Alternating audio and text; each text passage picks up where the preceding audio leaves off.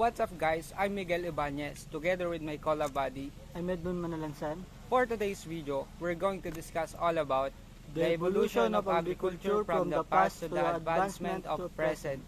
Without further ado, Let's get started. what comes in your mind when you heard agriculture? Food, plants, livestock Do you imagine life without food? is a gross. Food, the basic need for survival, an integral part of life.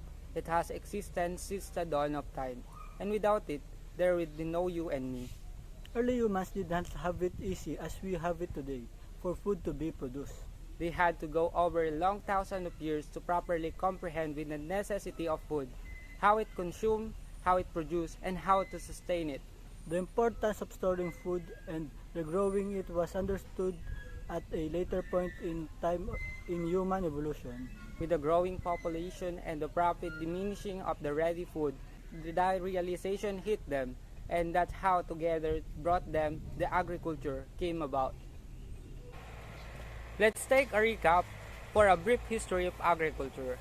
Agriculture or farming is the practice of cultivating plants and livestock. Agriculture has no single simple origin. A wide variety of plants and animals have been independently domesticated at different times and in numerous places.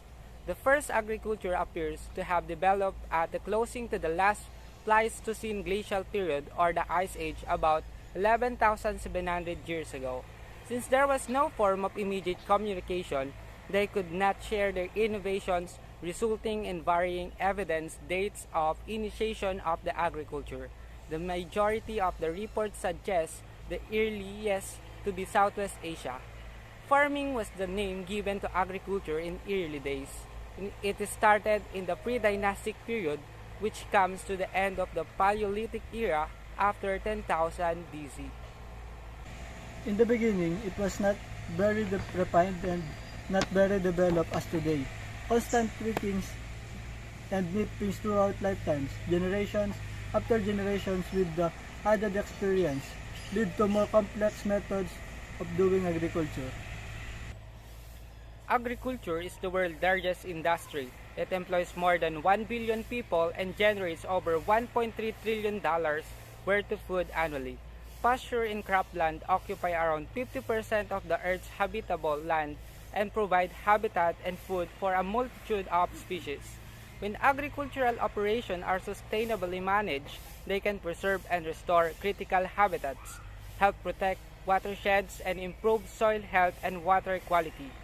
But unsustainable practices have serious impacts on the people and environment. The need of sustainable resource management is increasingly urgent. Demand for the agriculture commodities is rising rapidly as the world population grows.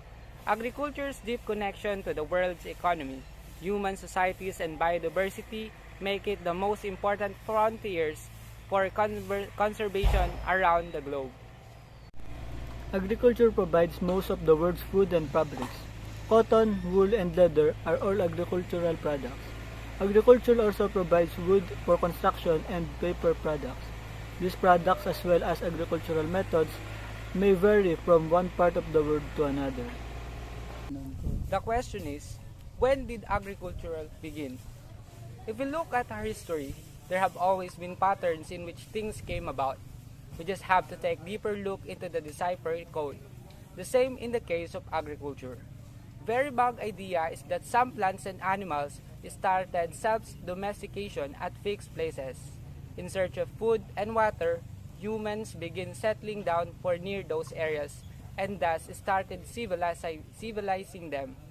The first noticeable commonly agreed upon the proof is the Fertile Crescent, also known as the Cradle of Civilization, claimed to birth an idea of agriculture in Mesopotamia, and Levant regions were also been part of the crescent.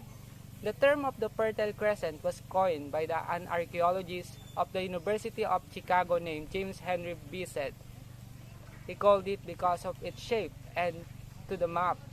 The crescent is formed by the countries of present day, the Egypt, Jordan, Lebanon, Palestine, Israel, Syria, Turkey, Iran, and Iraq, and Cyprus.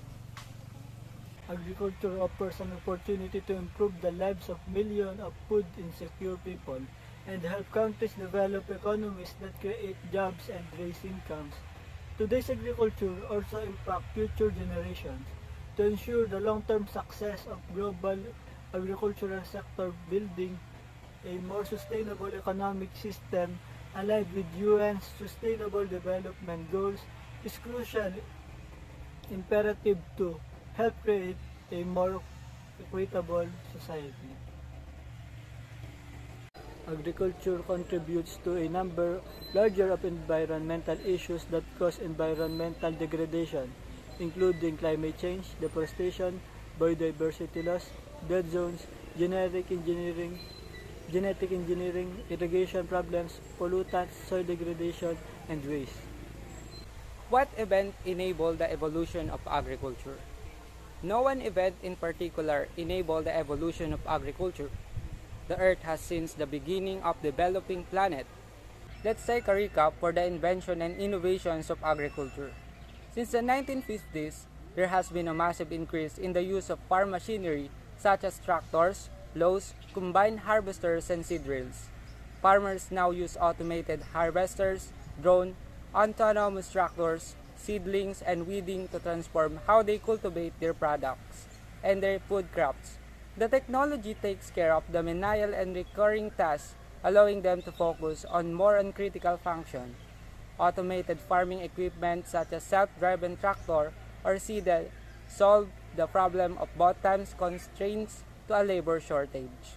Machines like this can work round the clock tirelessly to bring higher yields in the short time. They are perfect for the orchard management as they allow the farmers to work on more important things such as strategizing and improvement and quality of their crops instead of focusing on menial and manual labor. What is the agriculture in the future? Future agriculture will use sophisticated technologies such as robot, temperature and moisture sensors, aerial images, and GPS technology.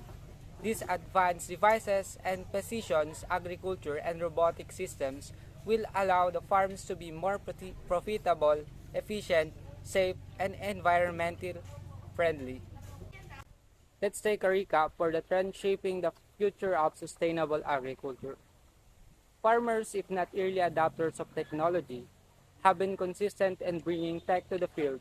Today, farmers plow field with the aid of satellites, get information about their soil from sensors, and manage operation with the aid of the sophisticated software.